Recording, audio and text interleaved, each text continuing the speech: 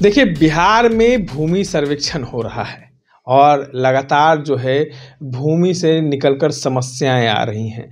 आप तक जो समस्या है वो ना पहुंचे, आप इन तमाम समस्याओं से निजात मिले। इस दूसरे एपिसोड में आपको हम ये तमाम बातों को जानकारी जो है हम अधिवक्ता शिवानंद गिरी हमारे साथ मौजूद हैं, इनसे हम दिलाएंगे। भूमि सर्वेक्षण हो रहा है बिहार में, क्या ये ज़रूरी था? बिल्कुल, बहुत आवश्यक था भूमि सर्वेक्षण कराना। हर 100 साल पर भूमि सर्वेक्षण होता है, पहले भी हुआ है। 100 साल पहले हुआ है? हाँ, अंग्रेज के समय में हुआ है और उसको कैडेस्ट्रल सर्वे कहते हैं।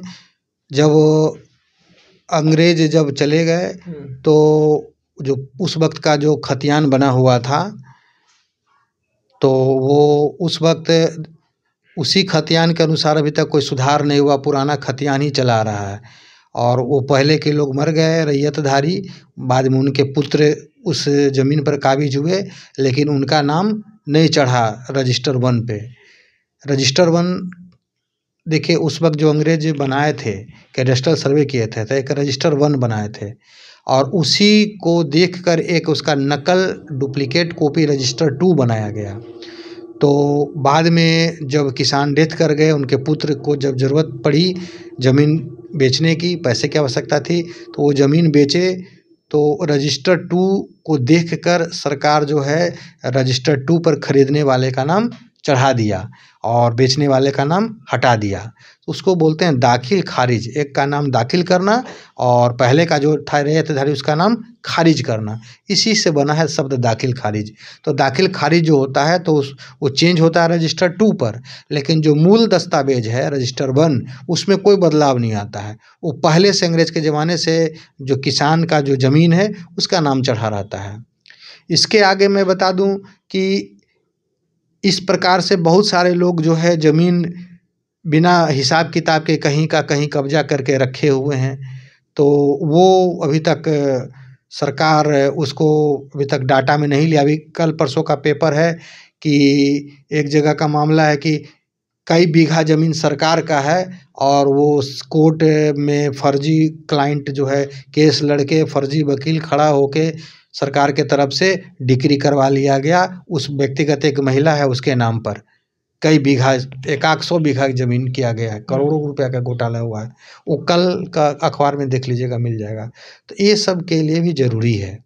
कई लोग जो कह रहे हैं कि भूमि सर्वेक्षण होने के कारण जो है सरकार को और लोगों को अब पता चलेगा कि ज़मीन किसकी है, लेकिन ये भी निकल कर सामने आया कई जो भूमाफिया हैं वो गरीब लोगों को परेशान कर कर उनके खाता खतियान नंबर बदलवा रहे हैं और वो ज़मीन अपने कब्जा में ले रहे हैं।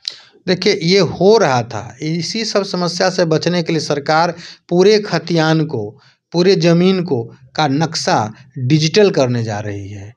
पहले सैटेलाइट से पूरे बिहार के भूमि का फोटो लिया गया, चित्र लेने के बाद उसका एक डिजिटल नक्शा तैयार किया गया जहाँ हर अमीन के पास होता है।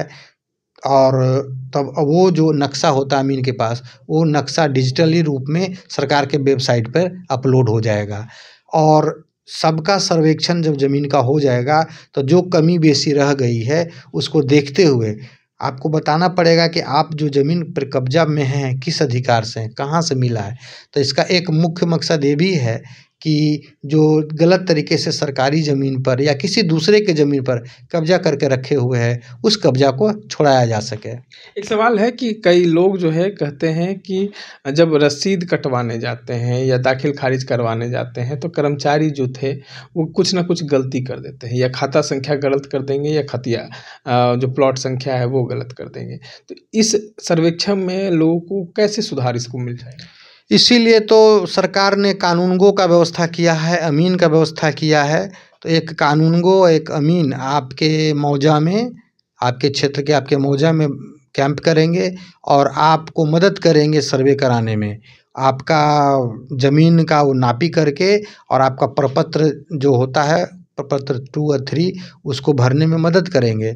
और उसमें आपको बताना है कि हमारे ये ज़मीन अगर मेरे दादाजी का था तो उनका मृत्यु प्रमाण पत्र, आप डेथ सर्टिफिकेट देंगे, एक सेल्फ डिक्लेरेशन एफिडेविट देंगे अपने वंशावली का। उस हिसाब से आपका रजिस्टर 1 पे आपका नाम चढ़ जाएगा। नहीं, खाता संख्या गलत हो गया हो तो उसी को सुधारने के लिए आप देंगे कि खाता संख्या क्या, अगर पहले से गलत चल रहा है तो आपके पास जो आपका खतियान होगा वो खतियान दिखाएंगे कि खतियान में हमारा ये है, लेकिन आपका रजिस्टर 2 में गलत चल रहा है खाता नंबर या प्लॉट नंबर या उसका गलत रसीद कट रहा है, तो उसको देख के सुधार करेगी और उसको आपको ये डिजिटल करेगी। अब आप बिहार भूमि लैंड रिकॉर्ड के वेबसाइट पर भी इसको आप चेक कर सकेंगे। लोग अभी भी जमीन खरीद सकते हैं क्योंकि भूमि सर्वेक्षण एक तरफ चल रहा है और जो लोग हैं वो क्या जमीन खरीद सकते हैं? हाँ, इस पे कोई रोक नहीं है। आप भूमि सर्वेक्षण चल रहा है, इससे कोई दिक्कत नहीं है, ज़मीन खरीद बिक्री हो रही है, बशर्ते ज़मीन आप सही खरीदें। ज़मीन का भी बहुत प्रकार होता है जी। तो मैं आपके दर्शकों को बता दूं कि कौन से ज़मीन आप खरीदें और कौन सा ज़मीन नहीं खरीदें, इस पे ध्यान दें। पहले ज़मीन को पहचानना समझें। मैं ज़मीन का प्रकार बताता हूँ। एक ज़मीन होता है खास महल का ज़मीन। खास महल का ज़मीन जो होता है वो सरकारी ज़मीन होता है। जैसे उसमें वो आपका अंग्रेज़ जब थे तो वो ज़मीन अंग्रेज़ का अपना निजी ज़मीन था, प्रॉपर्टी था, वो छोड़कर चले गए आज़ादी के बाद, लेकिन ज़मीन तो हिंदुस्तान में ही रह गया। तो वो ज़मीन अंग्रेज़ वाले जो ज़मीन थे वो सरकार नेचुरली सरकार अपने पास रख ली, तो उसी ज़मीन को खास महल का ज़मीन कहते हैं। उसकी खरीद बिक्री नहीं होती, सरकार अपने पास रखती है वो। एक बकास्त का भी ज़मीन होता है। बकास्त का ज़मीन उस प्रकार का उसका नेचर है कि जो ज़मींदार थे वो अपना ज़मीन अपना उनकी निजी प्रॉपर्टी थी। बाद में ज़मींदारी उन्मूलन हुआ तो उनके वंशज को वो प्रॉपर्टी मिल गया, तो वो प्रॉपर्टी नेचुरली उसके वंशज को मिला है उत्तराधिकारी के रूप में, तो वो ज़मीन उनका अपना है, तो उसकी खरीद बिक्री की जा सकती है। एक होता है गैर मजरूआ ज़मीन, जिसमें भी 2 प्रकार के होते हैं। गैर मजरूआ आम ज़मीन होता है, एक गैर मजरूआ खास ज़मीन होता है। गैर मजरूआ जो आम ज़मीन है, आम पब्लिक के वेलफेयर के लिए सरकार अपने पास रखती है। बहुत सारे पथरीला बंजर ज़मीन होता है या नदी तालाब का होता है, पहाड़ी क्षेत्र का होता है, या किसी और प्रकार के ज़मीन को सरकार ने चिन्हित करके अगर रखा है गैर मजरूआ आम के लिए, तो वो गैर मजरूआ आम ज़मीन है। उसमें आप सरकार सड़क बना सकती है, सामुदायिक भवन बना सकती है, स्कूल कॉलेज हॉस्पिटल बना सकती है, या किसी और काम के लिए हाट मेला का लगाने के लिए कर सकती है, चूँकि आम जनता के वेलफेयर के लिए है। गैर मजरूआ खास ज़मीन जो इस प्रकार का ज़मीन है कि जो ज़मींदार के यहाँ पहले जो SC ST जो सर्विस करते थे, सेवा करते थे, तो उनको रहने बसने के लिए, जीवन यापन के लिए उन्होंने हुक्मनामा बनाकर दे दिया था। ये हुक्मनामा 1/1/1946 के पहले का दिया गया था। तो वो ज़मीन पे सरकार ने मान लिया कि उसकी ज़मीन है, वो रह सकते हैं, बस सकते हैं, वो अपना जीवन यापन कर सकते हैं, लेकिन उसकी रजिस्ट्री नहीं होती है, उसकी खरीद बिक्री नहीं हो सकती। एक सवाल है कि कई लोग कह रहे हैं कि अगर हमने भूमि सर्वेक्षण में जानकारी नहीं दी या किसी कारणवश भूल गए तो सरकार वो ज़मीन अपने कब्जा में ले लेगी। नहीं, ऐसी बात नहीं है, वो सरकार अपने कब्जा में नहीं लेगी। आप जाकर देर से भी जाएंगे तो आप अपना पेपर दिखाएंगे कि हमारा ये पेपर है और हम इस अधिकार से हमारा ज़मीन है, तो उसके अनुसार फिर सरकार जो है आपका नाम चढ़ाएगी। बेसिकली अभी नाम चढ़ा हुआ रजिस्टर 2 पे, ये सारा प्रक्रिया चल रहा है रजिस्टर 1 पे चढ़ाने के लिए।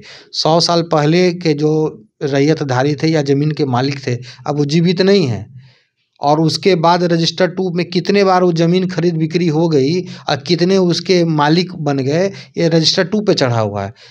तो एट प्रेजेंट टाइम कौन उस ज़मीन का मालिक है, वो रजिस्टर 1 पे चढ़ाने के लिए ये सारा प्रक्रिया किया जा रहा है। और पूरे ज़मीन का नक्शा, ज़मीन का पूरा इन्फॉर्मेशन ये डिजिटल करने के लिए ये सारी कवायद की सरकार के द्वारा की जा रही है। पारदर्शिता की जा रही है, बिल्कुल ट्रांसपेरेंसी के लिए। और सरकार का एक मकसद ये भी है कि बहुत सारे जो गलत तरीके से सरकारी ज़मीन को कब्जा करके लोग रखे हुए हैं, उस ज़मीन को भी अनाधिकृत जो कब्जे से उसको मुक्त कराया जाए। चलिए, तमाम बातों को आप सुन रहे थे। हमारे साथ अधिवक्ता शिवानंद गिरी साहब थे। इस तरह के तमाम अपडेट्स के लिए बने रहे हमारे साथ। धन्यवाद।